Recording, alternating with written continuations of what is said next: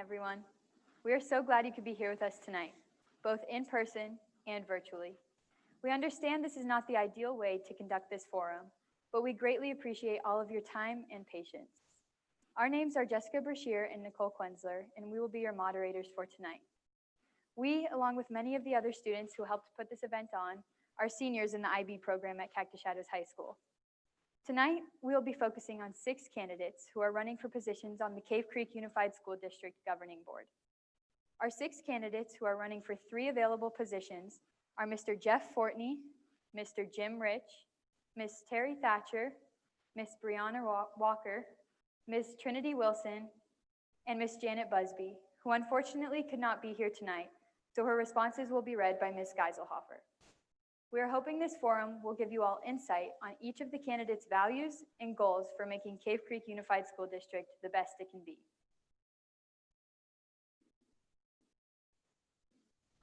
Hi everyone, my name is Nicole Quenzler. Before beginning, each candidate will give a 2-minute opening statement. Following this, each candidate will be answering 8 questions that we have prepared. They will have 90 seconds to respond to the question. If a candidate goes over the allotted time with their response, they will be cut off. The questions will be answered in alphabetical order of the candidates' last names, but we will switch who begins for each question. Therefore, everyone will be the first response for at least 1 question. Once all the questions have been answered, each candidate has the opportunity to provide a 90-second closing statement with their own personal remarks. Again, we would like to thank all of you for being here tonight, candidates, volunteers, and spectators, and we hope that this forum is informative and helpful. Now we will begin. To begin, each candidate will read their opening statement. Ms. Geiselhofer, representing candidate Busby, you may begin. Thank you to the IB students and to all who helped to coordinate tonight's event. This is truly a special community and one which I feel a deep connection and commitment. I believe that every student in the Cave Creek School District deserves and is entitled to an outstanding education. It is this unwavering belief and commitment to excellence that drives my dedication to the CCUSD community. Together, we are responsible for ensuring our students are equipped with the tools and resources to lead us successfully into the future. This can be done through embracing social, cultural, and contextual factors to create an optimal learning environment for our students.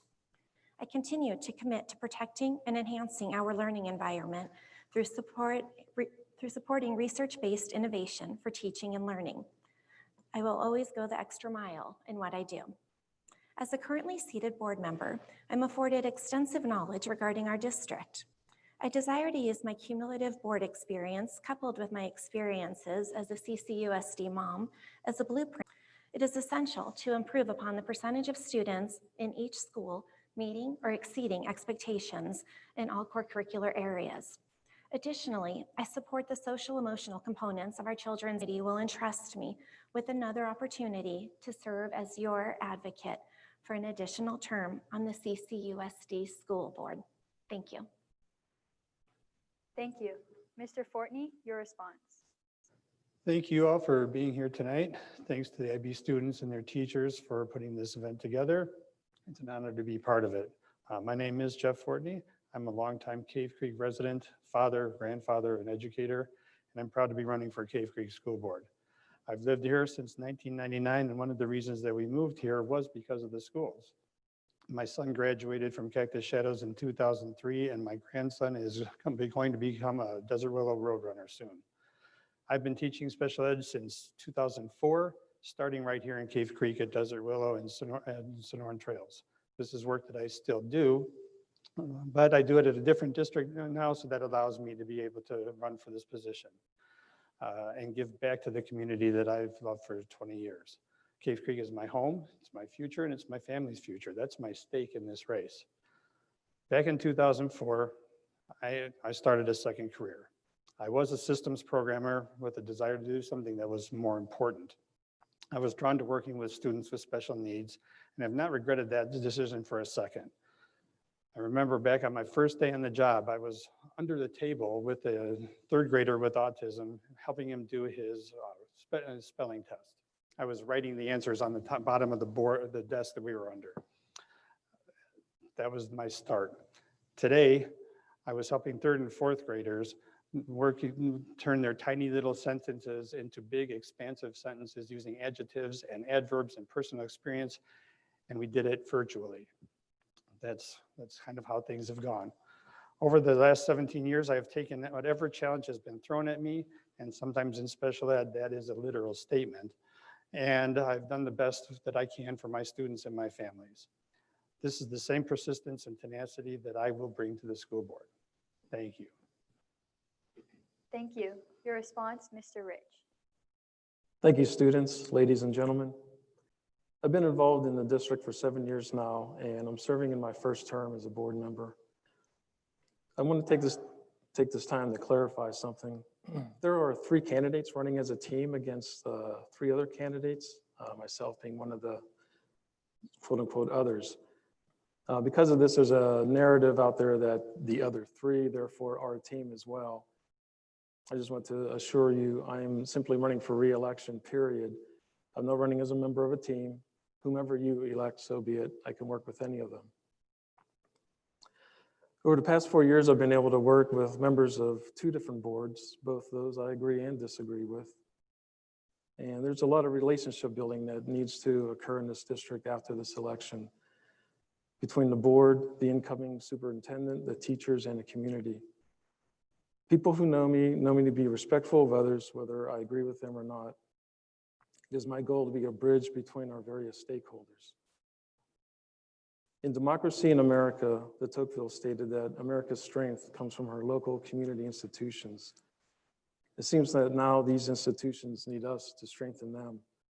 I promise you that will be my focus. Thank you. Thank you. Ms. Thatcher, your response? Good evening. My name is Terry Thatcher. First and foremost, I want to thank the International Baccalaureate Program students and instructors for putting on this great event. Thank you to the CCUSD Governing Board, Superintendent Debbie Burdick, administrators, teachers, staff, students, and community for attending in person and on live stream. The CCUSD Governing Board election is eloquence of how great our community is and has come together and will expand upon horizons that will forever define our future generations. I am a 20-year resident of the Cave Creek School District with children in the district for 18 consecutive years and my youngest just entering 7th grade. By the time my youngest graduates, it will be over a quarter of a century that I have had children attend CCUSD schools. I feel that my experience in sales and marketing of corporate and government relocation brings about a diversity of one that can collectively communicate, market, negotiate, and drive CCUSD to be at the top of all school districts in the state. I have always been able to contribute to agreements that benefit from both sides of the table. As the daughter of a small business owner, I experienced firsthand the importance of community relationships. As a community members, we must demand transparency. Establishing and identifying the best use of funds translates into transparency, ensuring fiscal responsibility as it relates to teachers, students, classrooms, and schools will enhance the academic growth of our students. Additionally, this will create a pathway to provide the necessary resources to compensate teachers and fund classrooms adequately, as well as acquire the essential instructional tools to support student engagement effectively. Tonight, you will hear from all candidates. This will be a great night, a night of celebratory accomplishments, and a night for our stakeholders to hear firsthand about each and every one. I ask that tonight that you listen and hear from me firsthand. I am a community member just as you are. I am a parent just as you are, and my family means the most importance to me, as I'm sure to you. I ask for your respect and consideration to hear me tonight and who I am. Thank you. Thank you. Ms. Walker, your response. Hi, my name is Brianna Walker, and thank you to everybody that put this on. I've been in this facility many times. It's one of my favorites on campus, and I'm not one that likes the stage, so I'm used to being behind the scenes, but this is a change, and I know how much work goes into it, so I appreciate that. I am a mother of 4 children, all of them attending schools in the district. I have 3 at Black Mountain and 1 at Sonoran Trails. My husband and I have been doing life in Cave Creek for 14 years. So we started coming to church out here and doing preschool out here and made it our home since 2011. And we just really love being here. I'm an Arizona native, so been here my entire life, and I've seen Arizona change a lot. I have a global business degree from ASU with a marketing concentration, and to me that really brings something different to the table as well. I've worked in the car industry, I've worked in real estate, and being able to understand finance and budget, I understand leasing and amortization. I feel like that brings a lot when funding and budgets are on everybody's forefront right now. Currently, I work in the IT industry. That industry is fast-paced and it requires a lot of future-proofing and planning as well. I come from a family of educators, although I'm not an educator myself. My father-in-law had this as his career. My brother-in-law and my sister are both educators in the state of Arizona. So I do bring that background as well. And I think why teachers get into it is because they do it for the kids. And that is my biggest stake for doing it. I mean, I have 4 kids in the district, and I think that support is important from our community. Thank you. Thank you. Ms. Wilson, your response. Thank you. Good evening. First, I'd like to thank Jessica and Nicole for inviting me to this governing board forum. I would also like to say what a privilege it is to be sitting next to these 5 exceptional candidates. My name is Trinity Wilson Wecker. My family and I are fairly new to the community. We landed in Cave Creek after a long and exhausting search. Excuse me, after a long and exhausting search for our new chapter, and we couldn't be happier. The reason it took us several years to find this little nugget of a town is that we had a long list of boxes to check off. The most important box pertained to school districts. After researching CCUSD, my husband and I were beyond excited. The facilities were impeccable, books and resources were available, plethora of activities for kids, and hands down, 2 of the most monumental teachers I've ever come across. If only we could clone these 2 rare specimens of educators, every child in this district would get the same rare and special educational experience my 2 boys received last year. I still have little ones, wild boys, 8 and 5 years old. By the time high school rolls around, I want to see Cactus Shadows as one of Arizona's top schools and CCUSD as #1 district in the state. Some of you might not think this is unattainable. However, I disagree.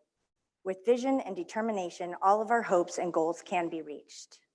When our children succeed through education, they will prosper on many levels. When our district triumphs in comparison to neighboring districts, our community also prospers. The contagion effect our success has and our district touches everyone in this room and more. Thank you. Great, thank you. Now we will begin question number 1. Why did you decide to run for the governing board, and how would you use your board position to promote our district? Ms. Geiselhofer, representing candidate Busby, your response. Thanks. This might be the easiest and my favorite question because the answer is simple. I am a proud Creeker, and I consider serving on the board and representing all of you one of the greatest privileges. The reality is the face of education is changing at a rapid pace. What the norm or standard was 5 years ago is no longer adequate. We do not seek to prepare today's students, but rather to develop tomorrow's global leaders. If reelected as a member of the governing board, I can use my knowledge and board experience to ensure that the children of our district are prepared to be leaders as both consumers and producers of knowledge. It is my goal that the curriculum and the standards for our district continue to exceed our state and national standards. We are a community that supports academic excellence. CCUSD can and should be the top district in the state, and I hope to serve you to promote that goal for CCUSD. Thank you. Candidate Fortney, your response? I'm running because I've been an advocate for public education for years now. I've been involved in making sure that taxpayer dollars earmarked for public schools actually make it there. I've been monitoring and promoting good pro-education legislation and candidates on both sides of the aisle and calling out bad moves by our legislature. But Being on the school board, that's direct involvement. That's why I wanted to do that. And I strongly believe that educators need to be on school boards. They need to be directly involved in the decisions that are being made that affect the classroom and the community.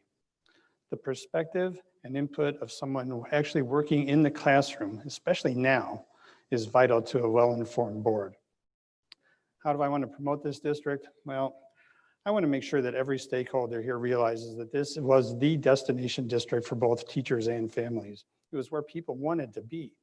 It's still an amazing district, but we are losing out on educators that want to have better pay and families that are looking for better programs and diversity. I want to make sure our community understands the gem that we have here, whether they have students or never had students here.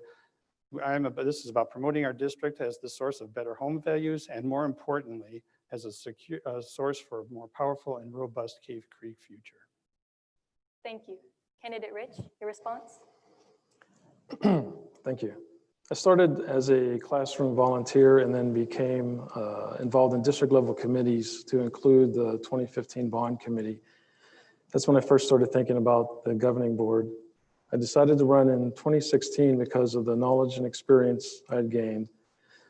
And it was important to me to know what curriculum was being taught to my children. In 2020, I'm running for re-election because as a CCUSD parent, I'm only halfway through my commitment to the district. My family's going to stay here until my youngest child graduates.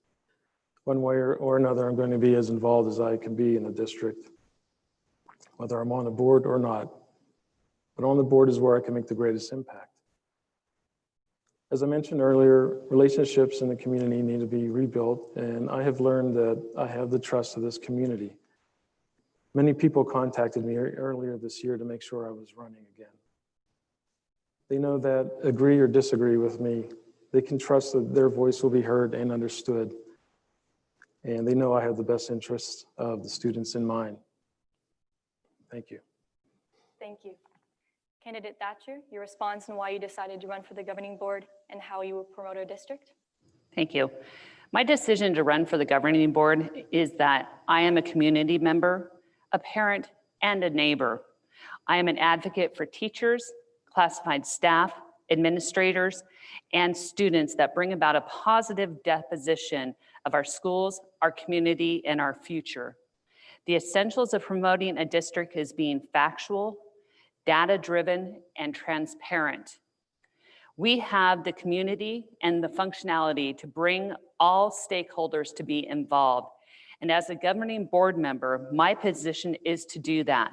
From 40th Street east to Rio Verde, from Joe Max north to Tatum Ranch, Cave Creek and Carefree, we must engage our neighbors, our community, as we manage with our teachers or engage with our teachers, schools, and children, because we are CCUSD and we matter.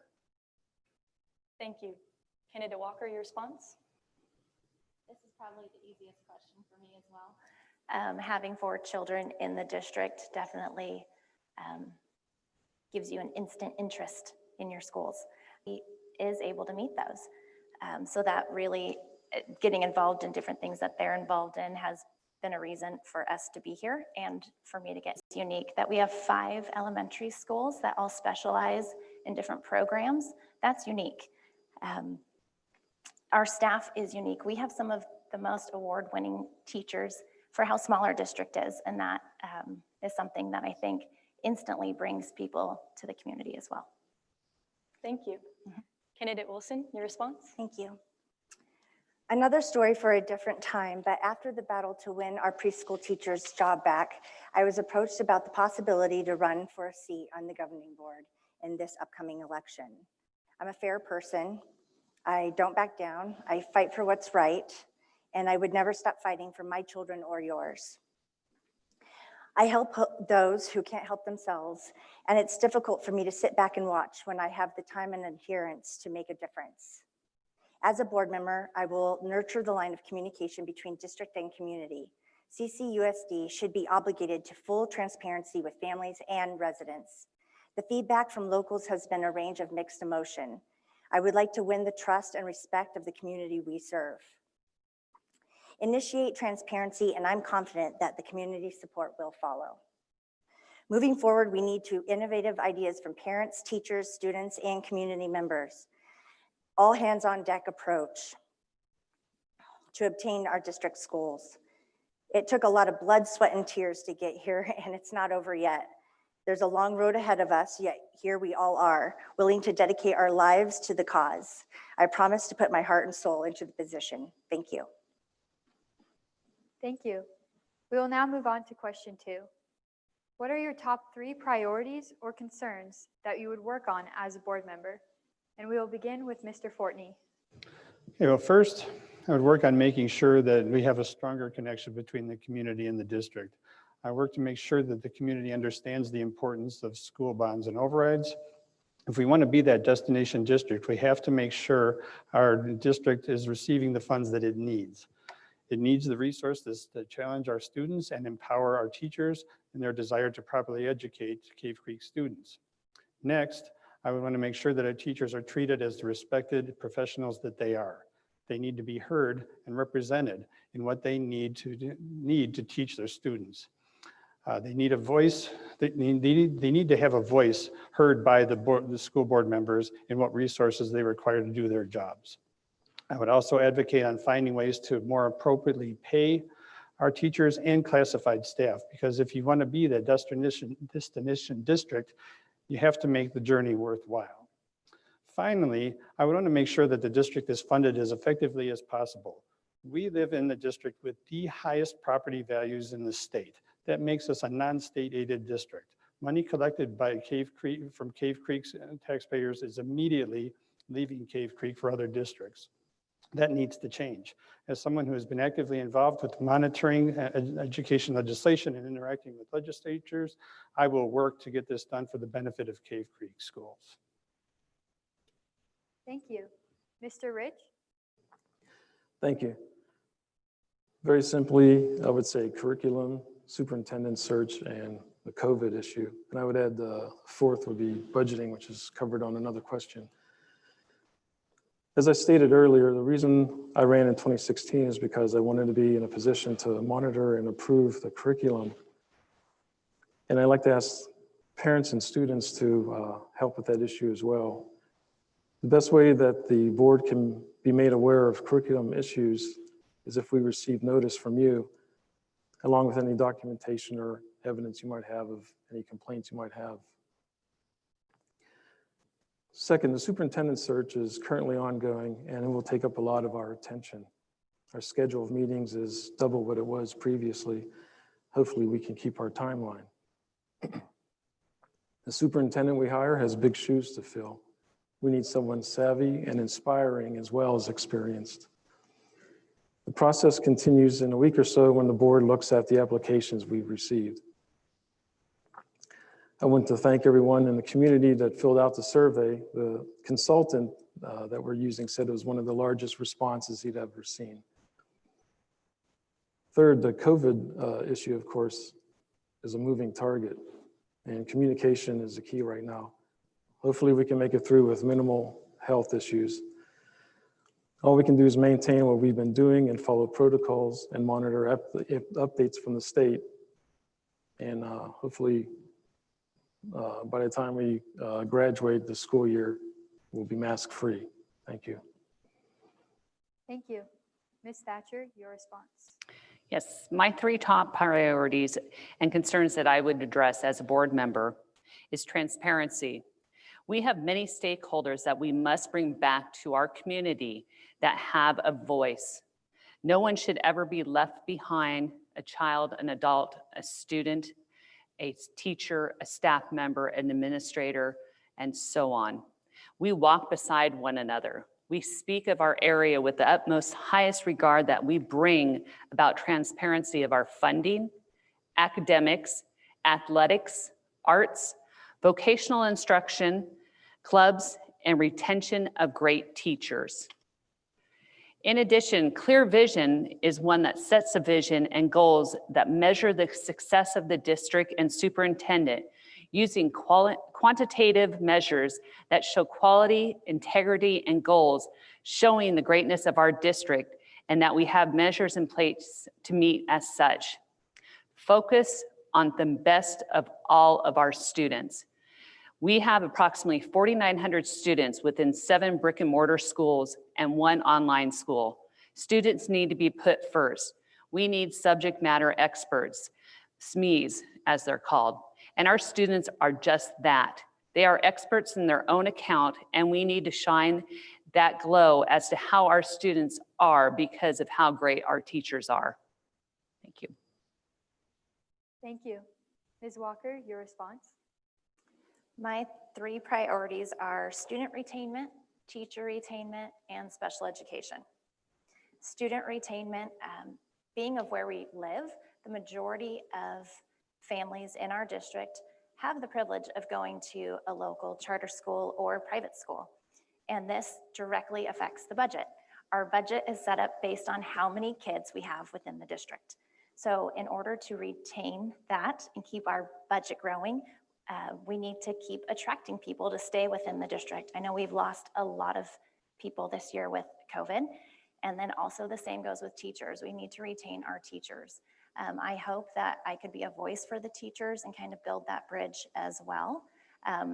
As much as we all want our kids in school, it doesn't work if we don't have teachers to teach our kids. So having a balance and being a voice for both the community and the kids and also our teachers is important to me. Lastly, special education. I have a child in special ed, and navigating an IEP is something in itself.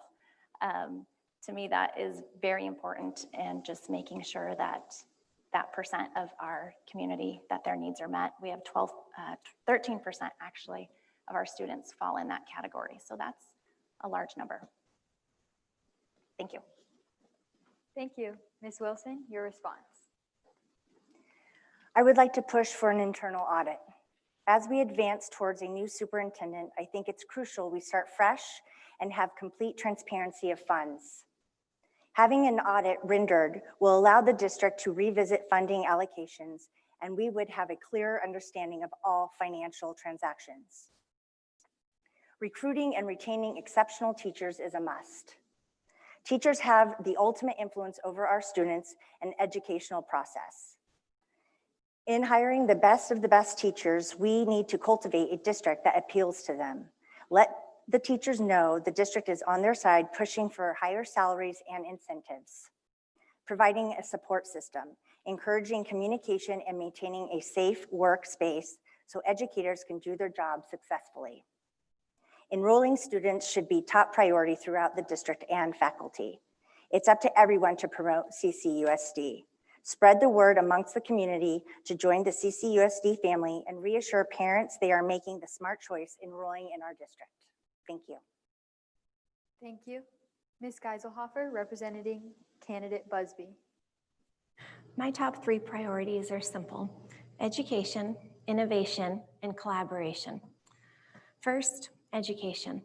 We must attract and retain the best teachers to provide the best education for all students. This means creating an inclusive learning environment where all students from all backgrounds at all levels feel welcomed and valued.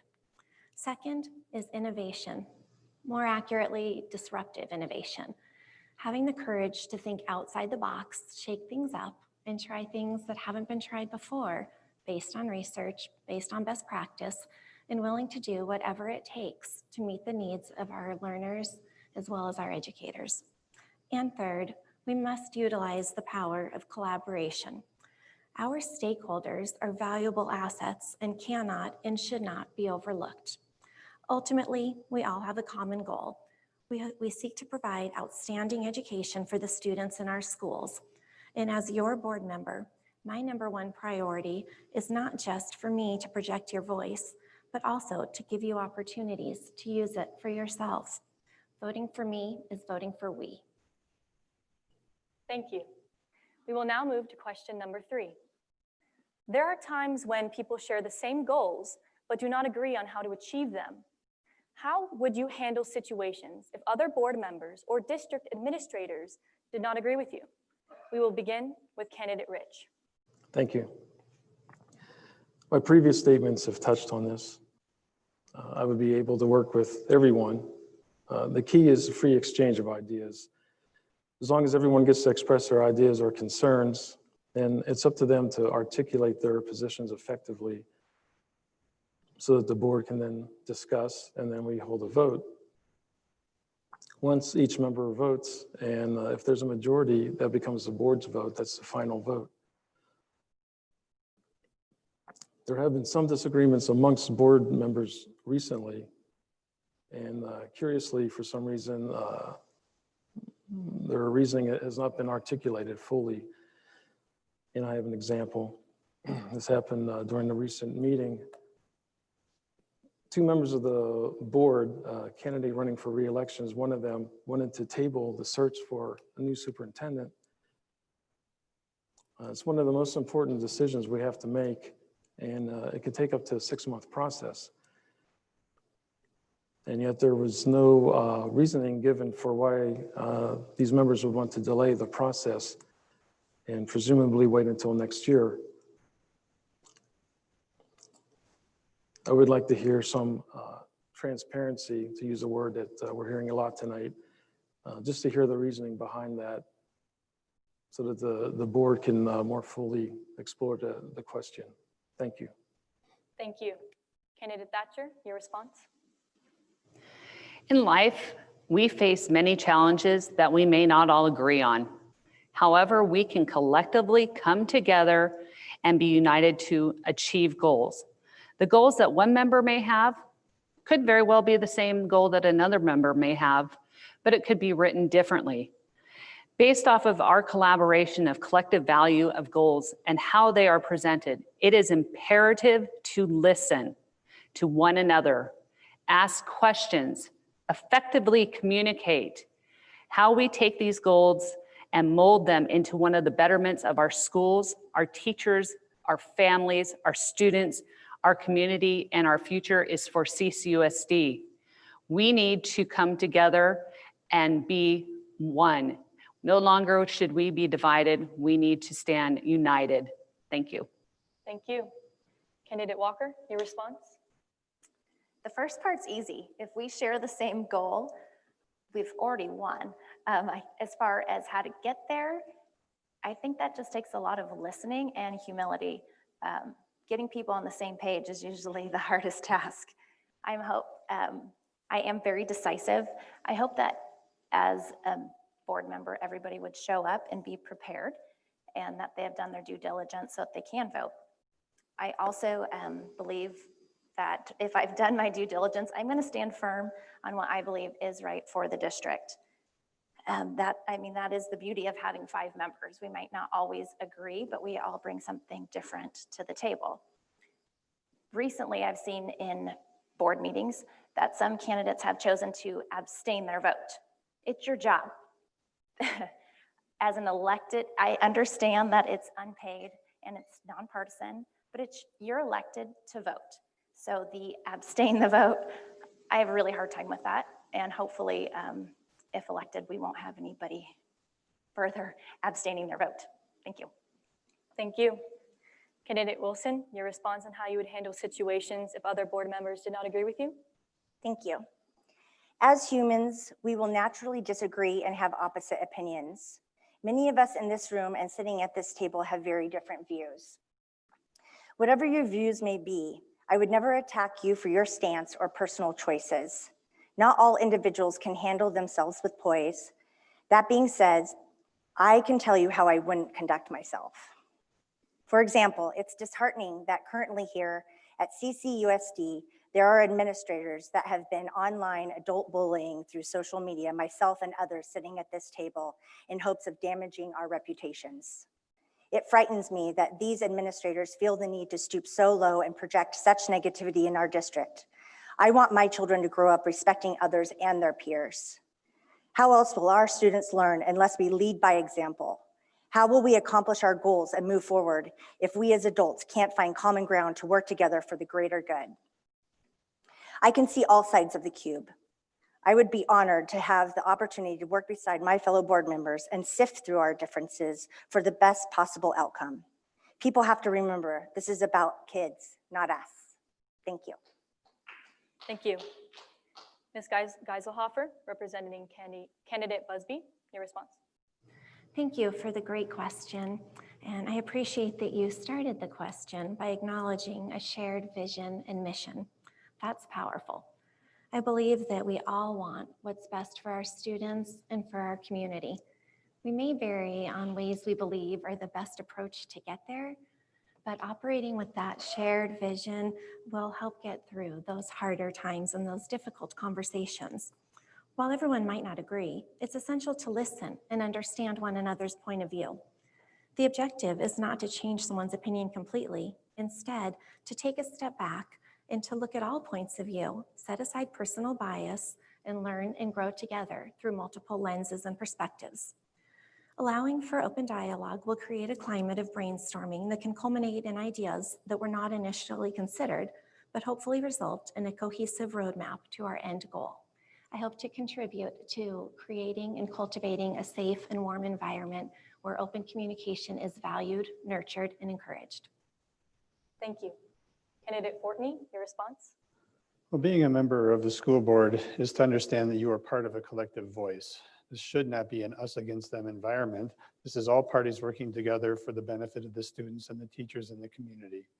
To that end, I intend to make sure that I come prepared for every single board meeting, no exceptions and no excuses. Next, I will never disparage the superintendent or my fellow board members. The reputation of the district is shown on how we work together with each other for the good of the district. I will do my due diligence on my school board homework and research. I will try to best to express my views to the best of my ability and show that it is with what I believe is the best for the classroom and the community. And I will stress that my position is coming from that of an educator currently working within the realm of the classroom.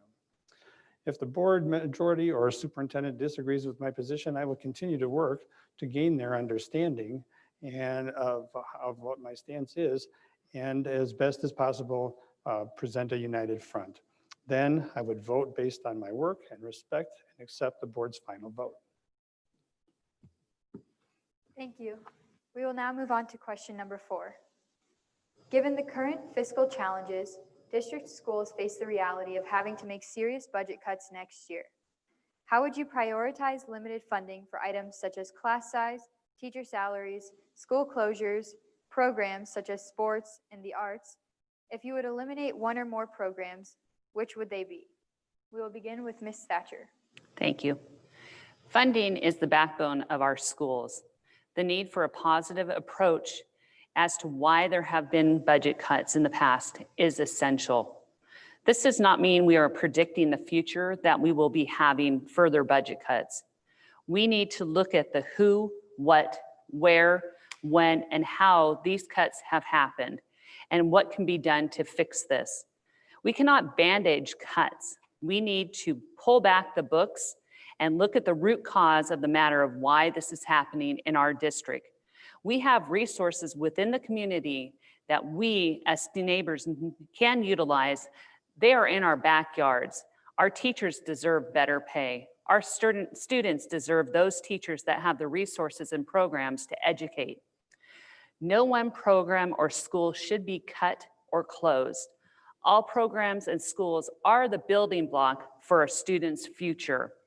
An effective board is held accountable that they are seeing that schools, programs, arts, athletics, etc., are on track for a positive impact for our community and stakeholders.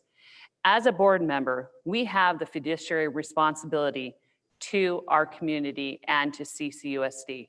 Thank you. Thank you. We will now move on to Ms. Walker. Thank you.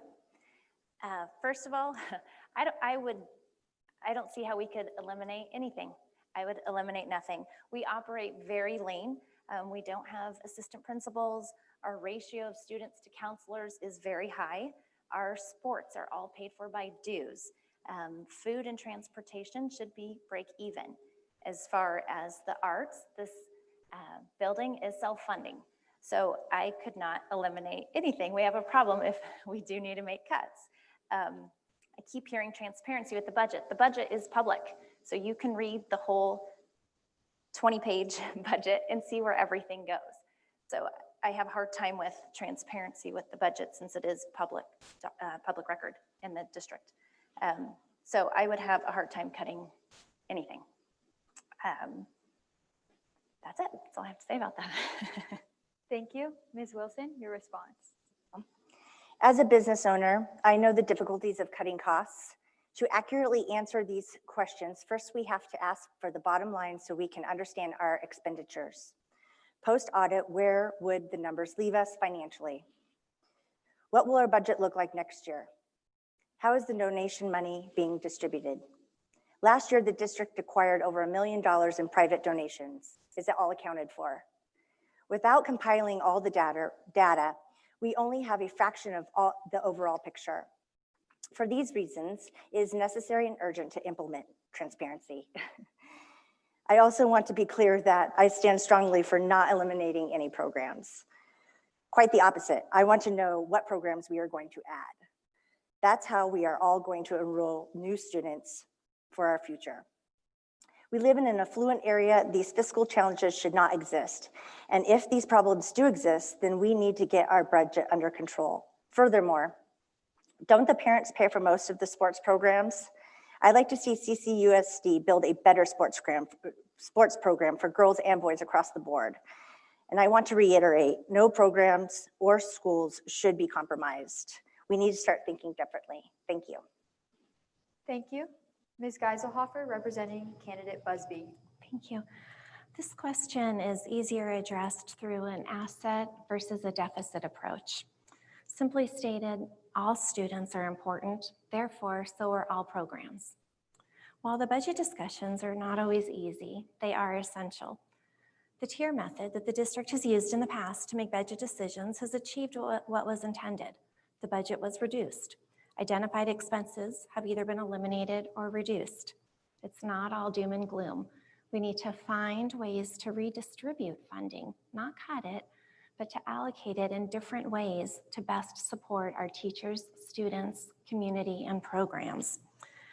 When it comes to developing strategies for funding classrooms, there needs to be more dialogue that involves teachers, PTOs, administration, and relevant shared stakeholders.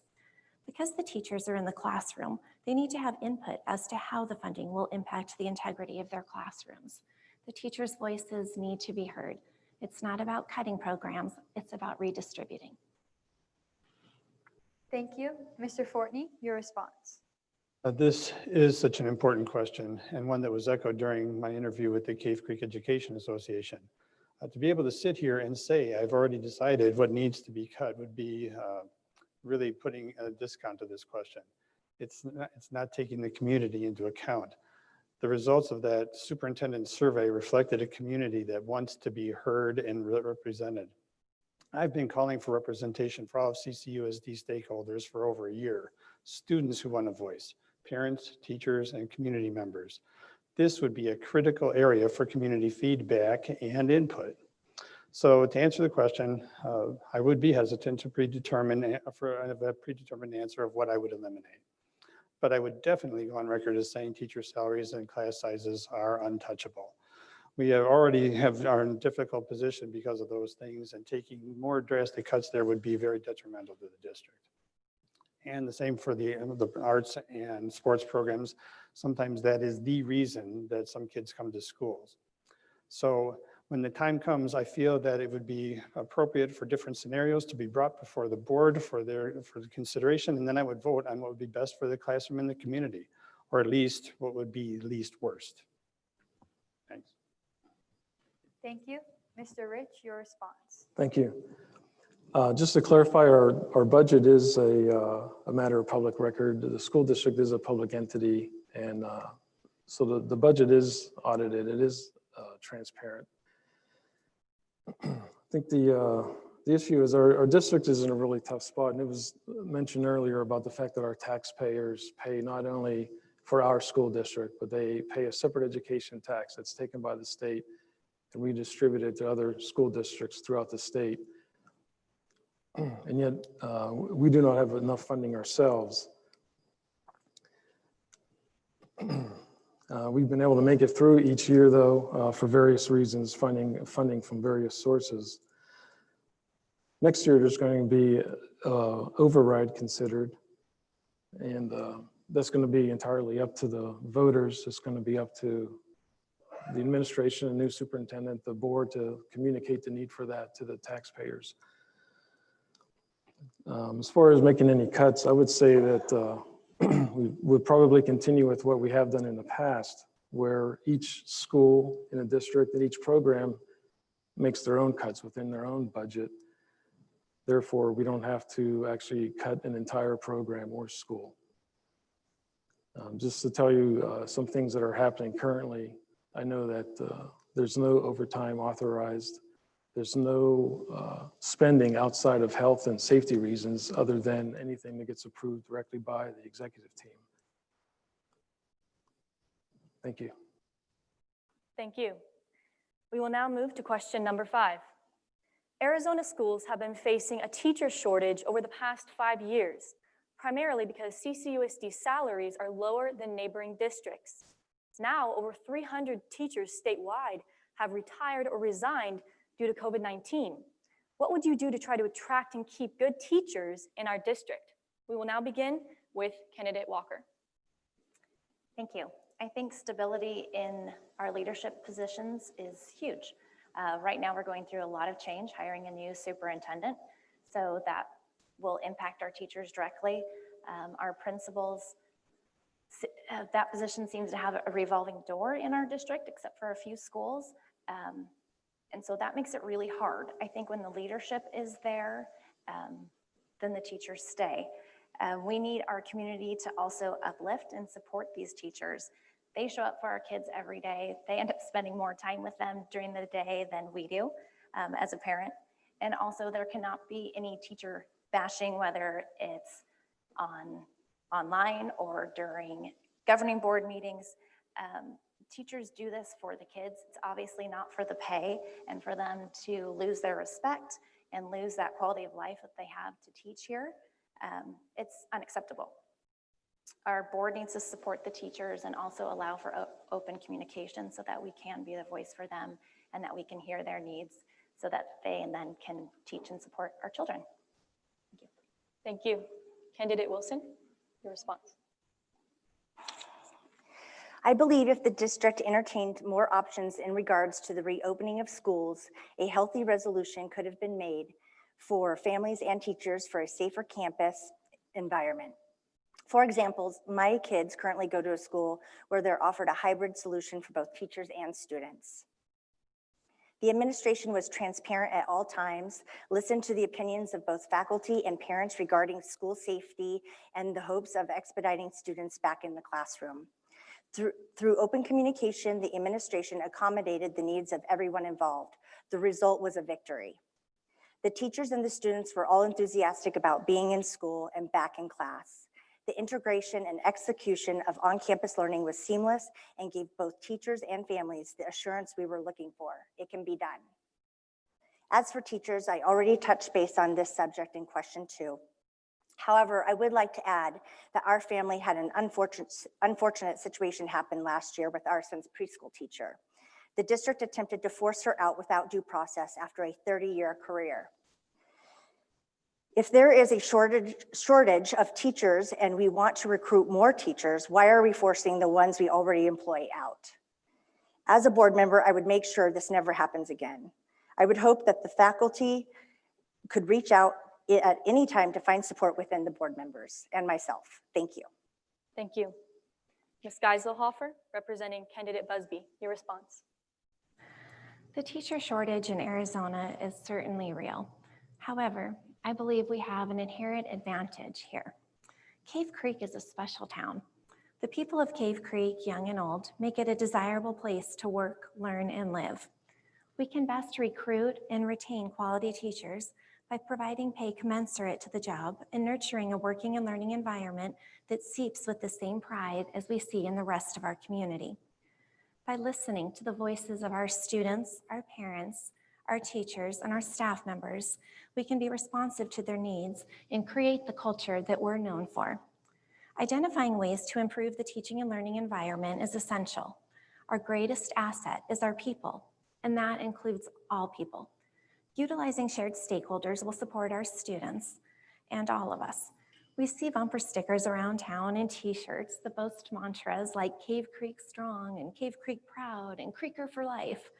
Let's let our actions speak for themselves and create a teaching environment where candidates are lining up to be part of the specialness that we have here in Cave Creek. I know we talk about it, and we know our teachers are paid less than the surrounding districts, but acknowledging the problem is not the same as solving the problem. I believe including teacher compensation in the district's goals will demonstrate the district's commitment to recognizing and hiring competent, highly qualified teachers and compensating them fairly. Thank you. Candidate Fortney, your response? Budgeting and fiscal responsibility are embedded in many of the questions here tonight. And I've spent hours talking to people to better understand the funding situation here in CCUSD. I've talked to the superintendent. I've talked to our state senator to get a clearer picture of how things work here. And the answer to this question does come down to funding, getting every dollar that is earmarked for Cave Creek and using it to the best of our ability. Making sure our legislators are dedicated to funding public schools and making sure our residents are completely aware of the funding situation here in Cave Creek so that they are more receptive to making sure the district has what it takes to attract and retain teachers. If we want to do this, this has to be done by paying them better, and that's both pay and affordable benefits, giving them the resources that they need to be effective teachers, and providing professional development to help them grow as teachers. And again, paying them so that they don't then leave. Back in 2012, I had to leave CCUSD because various funds were cut year after year after year, and my pay actually went down year after year after year. And now, good teachers that want to be here and are actively trying to get here can't because of the pay gap that is so significant between us and other districts. So that has to change. Thank you. Candidate Rich, your response? Thank you. Teacher development, the quality of our schools, the Desert Foothills environment, and our local community. It's this sense of belonging to this community, the small district, having one high school. This is what attracted my family to this area. It's the close-knit feel of the community. These are all the attractions to teachers. As far as retention, that's a difficult question. Our teachers, for one thing, they need to be given the opportunity to be heard when decisions are being made on their behalf.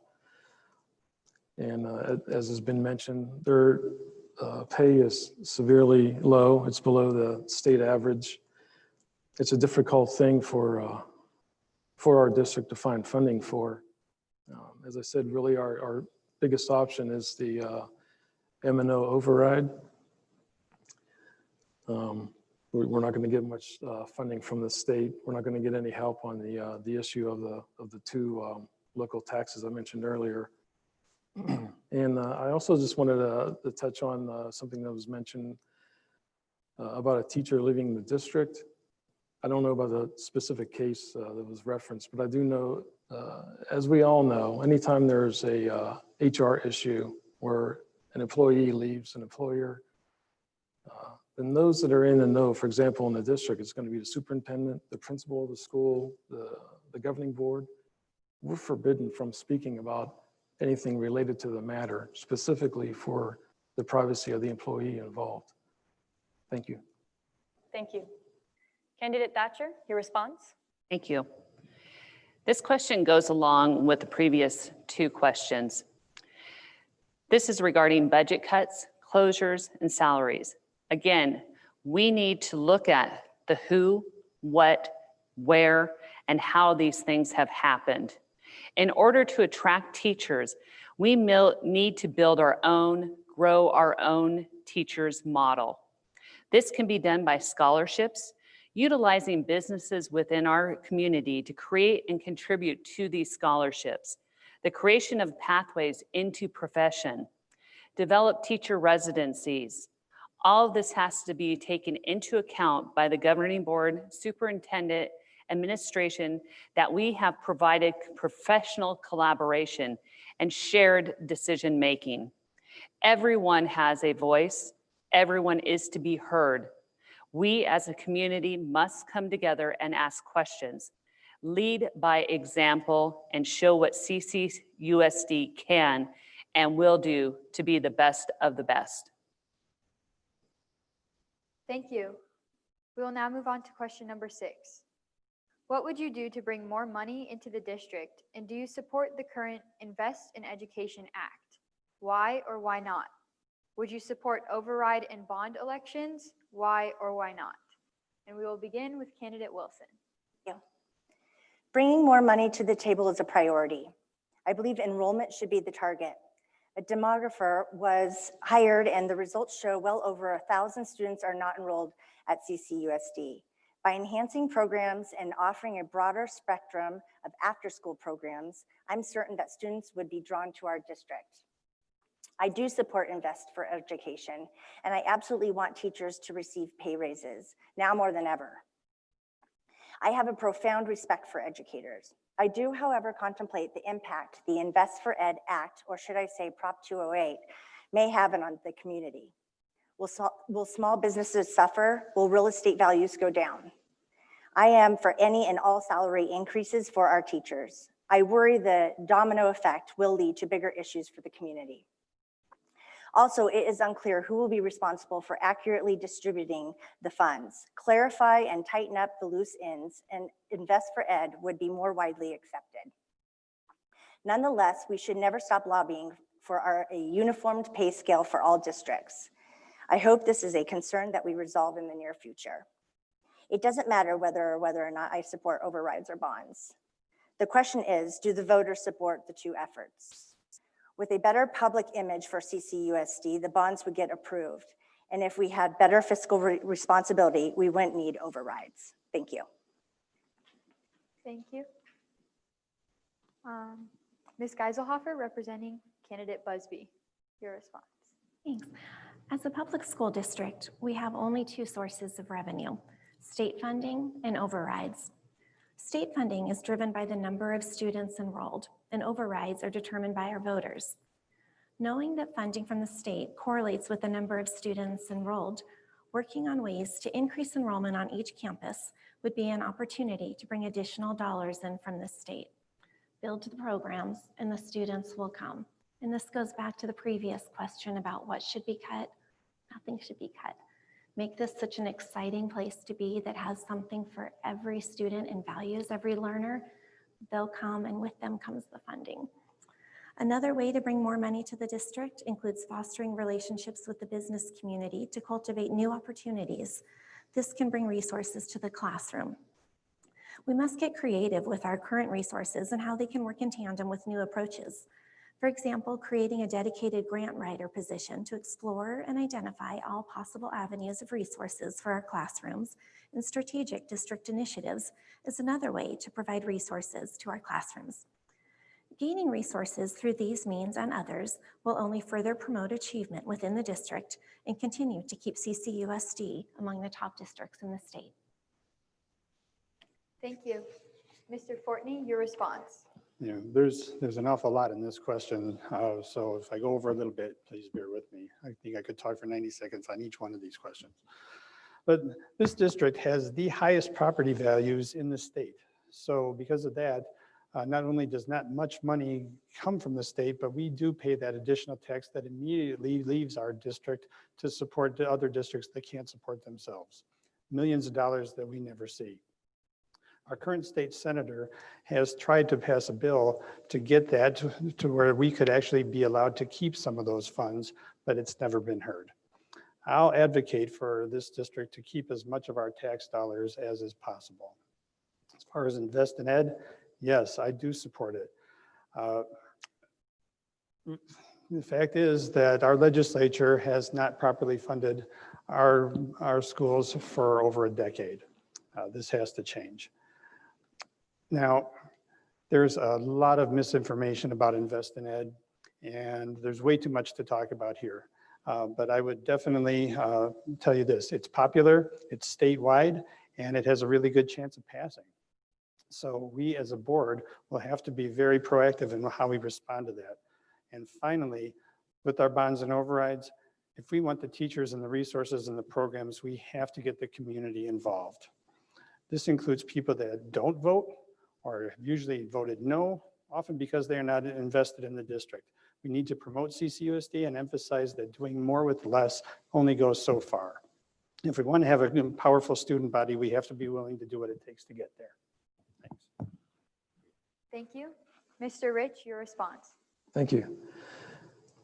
This is the this is the big question, and I feel like I might let down a lot of people with my answer on 208.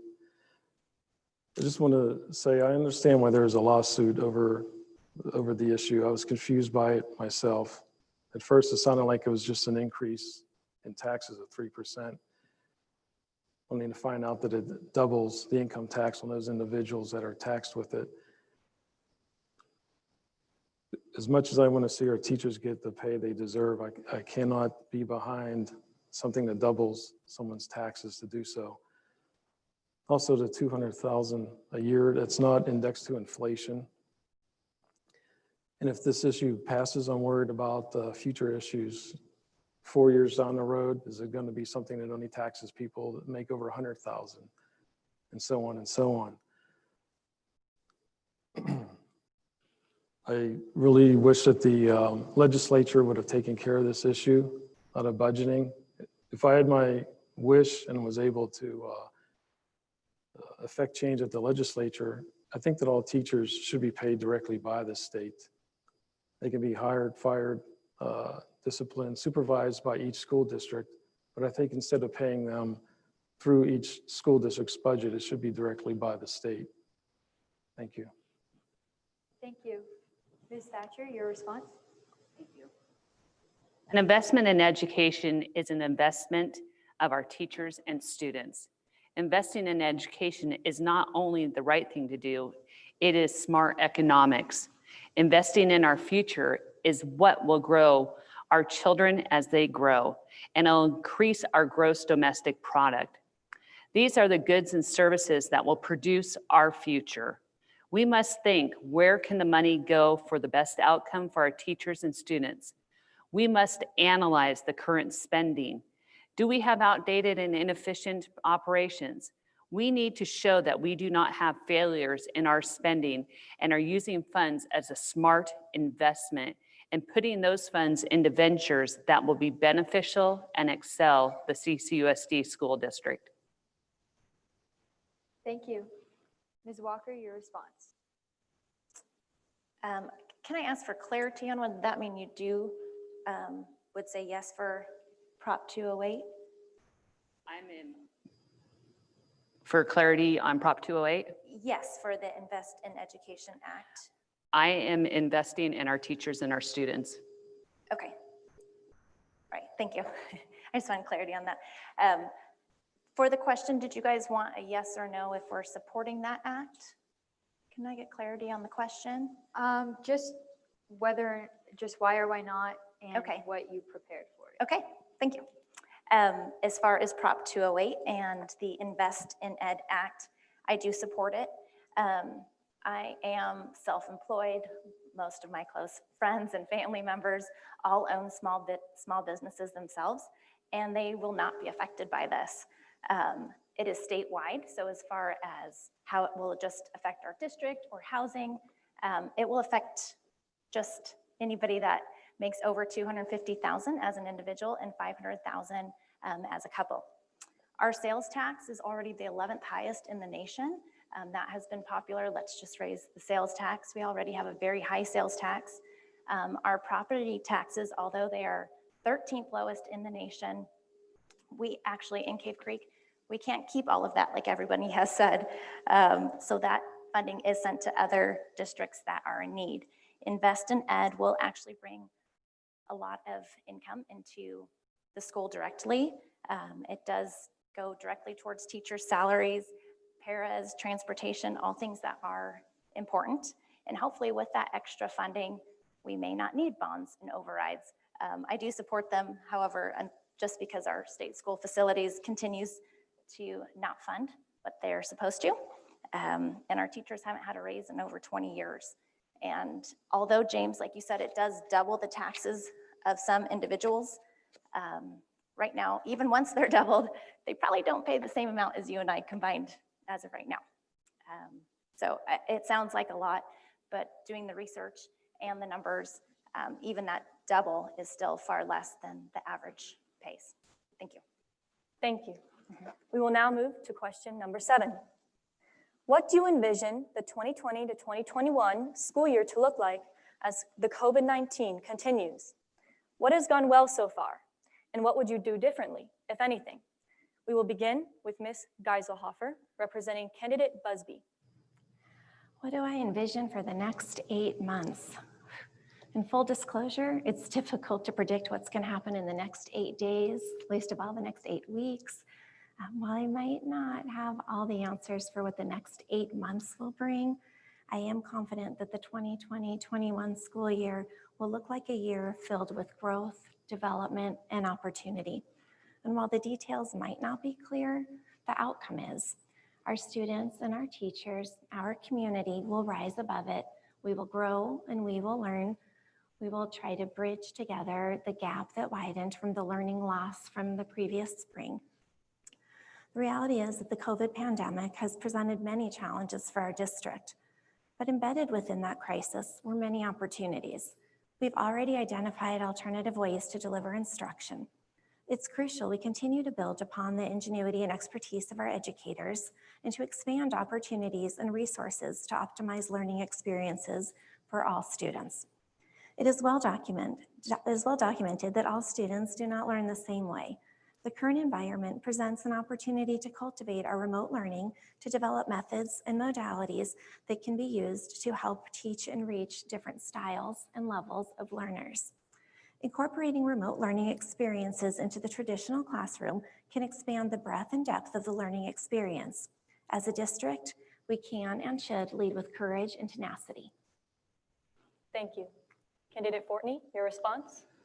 The COVID pandemic has influenced education like nothing else in our lifetime, and we are literally trying to keep up and keep everyone engaged and learning in the process. There's absolutely nothing ideal about this situation.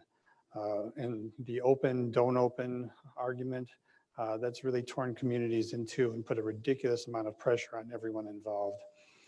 I think the district tried to do the best thing that they could by creating task forces that addressed academic, logistic, and social emotional aspects of the return to school. And I think they did the best they could under terrible situations where everything was changing day to day and sometimes minute by minute with very little direction or leadership from those in power. I think it will continue to be a very fluid situation for the rest of the year. Circumstances are going to change and it's going to require flexibility, adaptability, and understanding. What would I have done differently? Well, I would have wanted to make sure that every student had access to their curriculum via online. It isn't ideal work, but I'm doing it with special needs kids and it works. I think it might have helped the community a little bit better with the virtual learning if it had been something besides that online academy where not all the subjects or courses were available. But then I definitely would have given more weight to the 38% of the teachers respondents of the district survey who said they were not willing to come back. Those responses have turned into directly at least a dozen certified teacher openings right here in our district right now. Thank you. Candidate Rich, your response? Thank you. Well, I hope we can remove our masks soon. I know we all want to get rid of them, but my guess is we're going to be mandated to keep them on at least until after flu season. I imagine that's what we're going to get from the state. Regarding any outbreaks, we have protocols in place, of course, and I have to say, I think it's been going better than I thought it would be, which tells me that everyone's being diligent, both students and staff. So thank you for that. I also want to mention that I have submitted a future meeting agenda request to dig deeper into why the webcams in the classroom weren't considered. I think we need a more complete review of the decision process that went into getting us back into online school. And I think most people would have preferred that option, and it would have helped with any students that end up in quarantine so they could have followed along with their class. Thank you. Thank you. Candidate Thatcher, your response? Yesterday was our past. Today is today.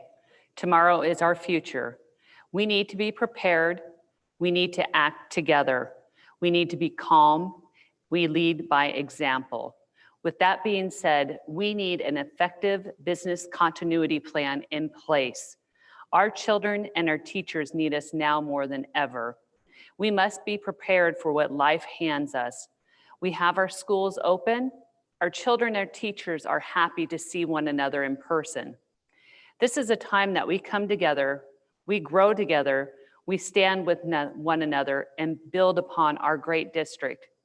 Yes, COVID is out there, and yes, our kids are in thriving being back in the classroom, and yes, we will perspire and make this through. But again, a business continuity plan is essential and effective to make this happen. Thank you. Candidate Walker, your response? I envision this year to be a year of change and flexibility.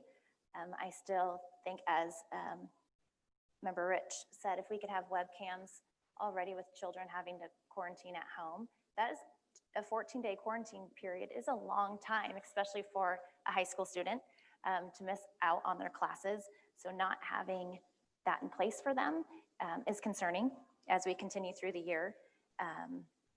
I do understand that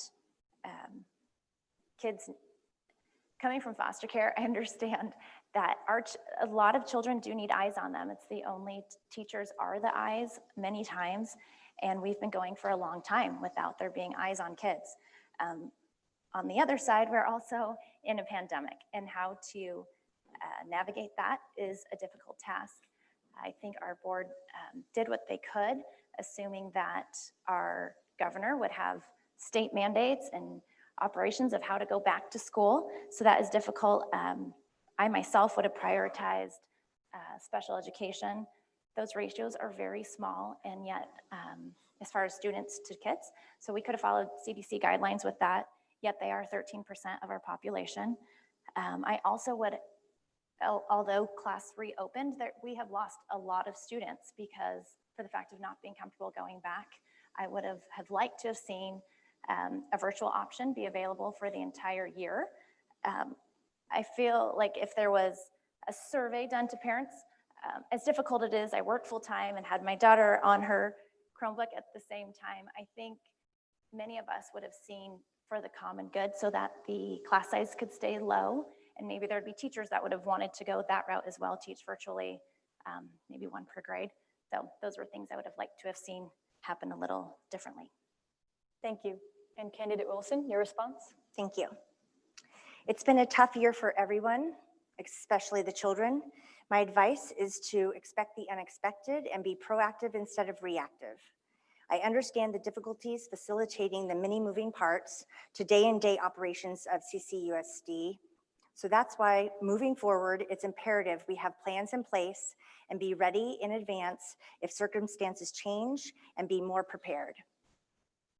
If COVID-19 continues or morphs, we will need to be creative with school programs, ensure families of ongoing scholastics, and keep the wheels on the bus turning. Allowing the opportunity for families to be heard and given more choices enrolling their children in a safe school environment. Remember the hybrid solution I referred to earlier. These are the types of choices we need to introduce to families if COVID-19 continues long-term or worsens. Furthermore, our teachers should also be given the opportunity to be heard about their own angst and frustrations. We owe it to our teachers and students to think outside the box and collaborate. Collectively, if we put our heads together, issues encompassing COVID-19 can be resolved. Thank you. Thank you. We will now move on to our final question. According to some reports, Arizona is currently ranked 49th in the nation for quality of education. How would you ensure that CCUSD becomes competitive with the rest of the nation? We will begin with candidate Fortney. Well, I am passionate about the need to support our schools. I've been relentless in communicating that passion and the importance of improving education in Arizona. We have to bring this issue to our elected officials. This is, or at least it should be, a real nonpartisan issue. Education is the most important tool a society can give its citizens. It's the great equalizer. So I would be encouraging everyone to get involved, starting right now. Legislators that will be representing us at the state capitol are going to be up for election in 6 weeks. Find out who they are and what they stand for as far as public education funding. Send them emails or call them. Tell them that our current national ranking is unacceptable and ask what they are going to do about it. Locally, I will spread the word that this district has been doing more with less for far too long, and encouraging everyone I talk to do the same. Every one of us needs to get the message out that our tax dollars should be able to stay in Cave Creek. If you're watching this forum, then help by being an advocate for our schools. Spread the word that upcoming bonds and overrides must pass. Arizona is 13th lowest property taxes in the nation. I'm paying a fraction of what I did back in Illinois. My child has graduated, but I am still committed to supporting a school district that provides a solid workforce, better home values, and a brighter future for Cave Creek. Thank you. Candidate Rich, your response. Thank you. I have a short answer. First of all, I think CCUSD is already competitive with the rest of the state. We are one of the best school districts in the county. Keeping that status is going to depend a lot on the new superintendent. He or she is going to be responsible for teacher development, keeping open dialogue with the teachers, keeping everything so that we can maintain that status as one of the school districts, one of the best school districts in the county and in the state.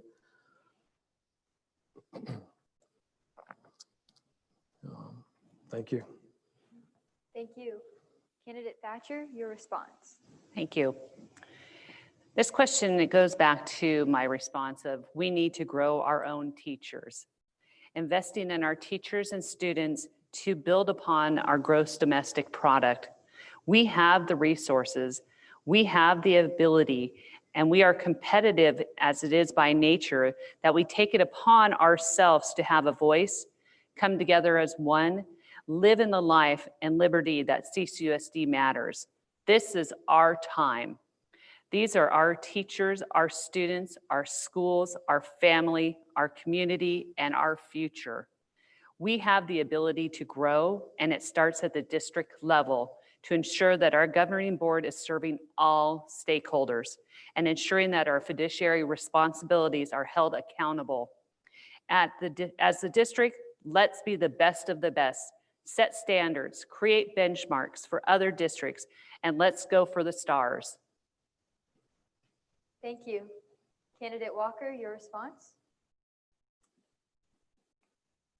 CCUSD is a sought-after school district in our state. We do rank very low nationally, and to me, a lot of that comes back to the funding. I would agree that we need to continue to pass bonds and overrides, and if Invest in Ed is passed, hopefully that will give us the tools that we need so that our teachers can earn a better salary and resources can be brought into the classroom that are needed as well. I also believe just locally that we have a great community, and we have a creative community. We have a lot of business owners that impact our community, so that unity with our small school district and our community is huge. So. Thank you. Candidate Wilson, your response. Thank you. In many reports I referred to, CCUSD is already competitive in the nation. We just need to continue to go above and beyond. For example, US News and World Report, we are ranked 33. Still not the best, but not 49th. At any rate, we have the tools and the capabilities to be exceptional. We have to look at our own way of operating and how we can improve. So before we worry about being one of the best districts in the nation, we first need to be realistic and focus on being the best district for our community. Once accomplished, then we can work on being the best district in our state. CCUSD can learn from other top Arizona districts who have achieved such daunting goals by improving themselves and restructuring where needed.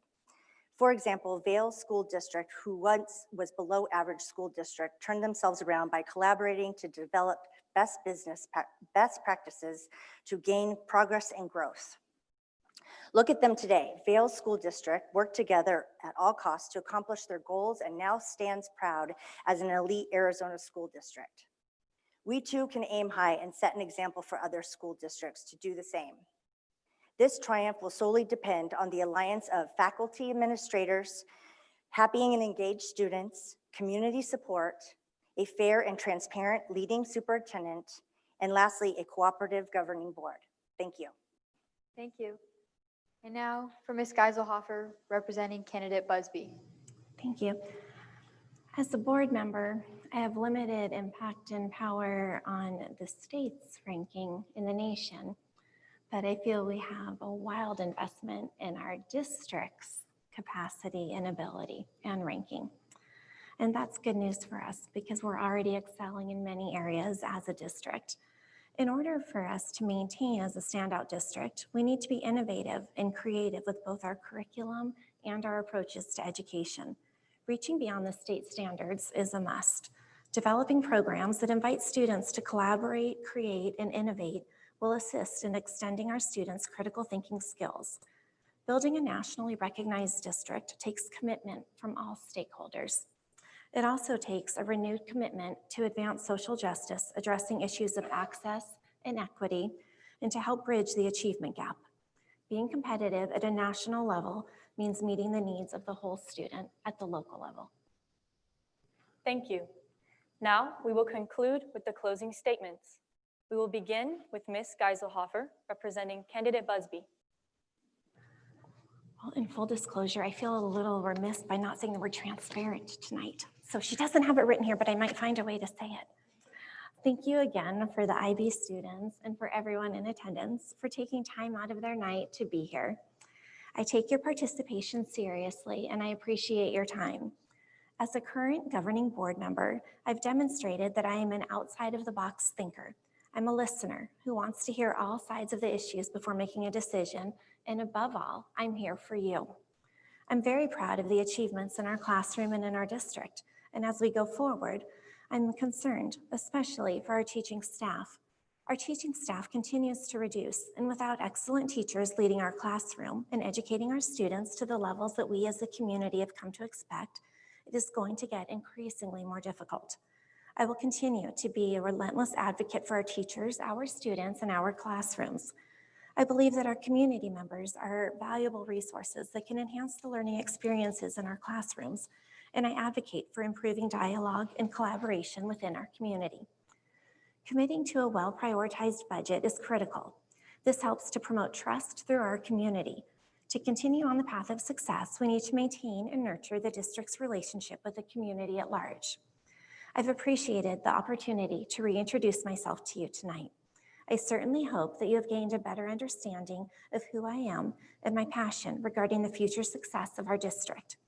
As you leave this forum, it's my hope that you truly understand I am an advocate for our children and our teachers and our community. I believe in public education and am proud to be part of this community. To move our district forward, our community deserves thoughtful representation and strong leadership. As a school board member, I will continue to work with the school and community stakeholders to strive for the finest educational outcomes for all. Thank you. Candidate Fortney, your response? Once again, thanks everyone for participating in this very important local event. It's a thrill to be running for the school board here in Cave Creek. Cave Creek gave me my start teaching, and that means the world to me. Back in 2004, my mentor teacher at Desert Willow became very ill right after school started. After only 4 days as a student teacher, I had to take over the class. I had the option of going someplace else to get a different mentor teacher, but I said absolutely not. And with the support of the Desert Willow principal, Jana Miller at the time, I stayed, and it was the most gratifying experience I've ever had professionally.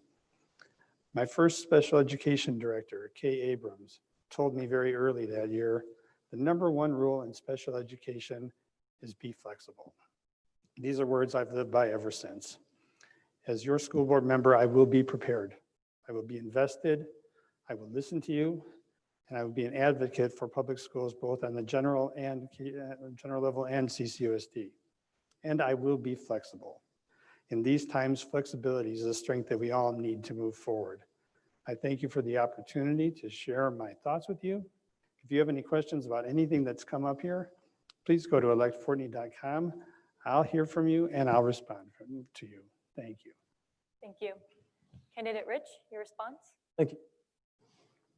Thank you all for either coming out or watching wherever you are. I'm going to thank the IB students especially. You did a great job. Thank you. I've lived in the district since 2013. My family's going to stay here for a good while. We're not going anywhere. We love it here.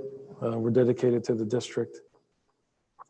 I've served one term on the board, and I have to say, it looks like the next 4 years, we're going to have a lot to deal with. But the bottom line is everything that the district has to deal with in the next term all comes down to, as I've mentioned, relationships. New relationships we have to build and old ones that need to be repaired. I feel that I have an obligation to run to be the bridge to those relationships. Also, I want to mention something on the teacher retention. I know that there are a lot of teachers that wanted to stay that simply couldn't afford to stay. And there are a lot of teachers that are staying here now that are only staying here because they have a spouse that can support them financially. That's an unfortunate situation. And I hope that going forward, we can all work together to do something about that. Thank you. Thank you. Candidate Thatcher, your response? Thank you again, Jessica and Nicole, for putting together this wonderful event. Thank you to those that are in attendance in person and online streaming. I believe a strong public school district is essential for the future, not only for our children, but for our community as a whole. As I stated previously, we are a small community of 7 brick and mortar schools and 1 virtual school. Our enrollment is around 4,900 students right now. With the appropriate measures in place, we will chart the course for our district-wide growth in academics, athletics, vocational training, arts, clubs, and more. As we navigate through these unprecedented times, the CCUSD Governing Board must incorporate innovation into the discussion. Today's issues come with no playbook. To successfully lead the district through these trying times, we require appropriate goal setting, innovation, and long-range planning. Encouraging community involvement coupled with respectful dialogue and board transparency, I feel we will overcome these hurdles. I am passionate about creating the best district in Arizona. Therefore, I am confident I will make a big difference or a positive difference in the district. I ask for your support and vote on November 3rd for the Cave Creek Unified School District Governing Board. Thank you very much. Thank you. Candidate Walker, your response? Thank you, everyone, for your time this evening. Just want to close that I am a mother with 4 kids in the district, and that instantly gives me a huge investment, just not for my own children, but for my whole community. I believe in public education, especially during a time like COVID, where there were many options and many people did leave. I chose to stay here because I do believe in our district. I believe in our teachers, and I believe in this community. I am creative, decisive, empathetic, compassionate, and flexible, which I think are all important to have when sitting on a board. We all want to invest in our students because they are the future. I also want to see our students learn empathy, compassion, and our district also have equity. I believe in uniting our district with our community, whether that be through a community garden. I'd like to see our STEM programs actually work together with our local businesses. And our Fine Arts Center attracts a lot of community members that do not even have children in the district, which I think is beautiful. We are a model district for the state, and we can continue to do that as well and attract more students so that we can continue to grow our budget as well. Thank you. Thank you. And finally, candidate Wilson, your response. Thank you. At the end of the day, we all share the same goal. It's clear the district has a tremendous amount of support from the candidates, and we are fortunate to live in an enriched community that is also encouraging CCUSD to thrive. As a community, we need to pull together, aim high, and strive for excellence. We owe it to our children. Going the extra mile is what it takes to expand this district from good to prodigious. As a governing board member, I promise to represent the district to the best of my abilities and bring civility and alacrity to the table. Looking forward, I hope we can put our differences aside and move toward a common objective, the pursuit of better schools for children. Once again, if you're watching tonight, I implore the individuals behind the negativity in the community to discontinue this toxic behavior. In no way does the antagonism benefit or the wellness of our district or promote the positivity in the community. On that note, I'd like to thank you all for taking the time out of your day to join us this evening. I'd also like to commend the candidates for their commitment.